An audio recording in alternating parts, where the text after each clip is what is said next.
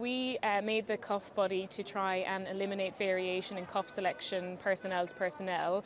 It's really important, particularly when we're doing blood pressure consults with weeks in between, that we're consistent with the type of blood pressure cuff that we use, which means that if there is a response to clinical treatment, it's not masked by the fact that the cuff has changed over time.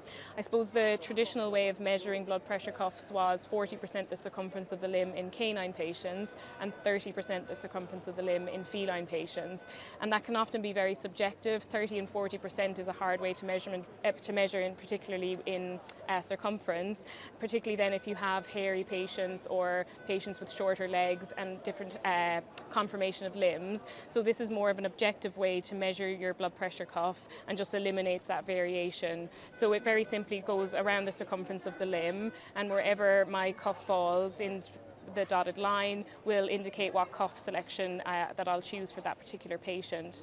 It's obviously really important to mark what size cuff you've used for your patient on your practice management system so that the same cuff can be used in the same location, which will just eradicate variability and will show much clearer response to clinical treatment.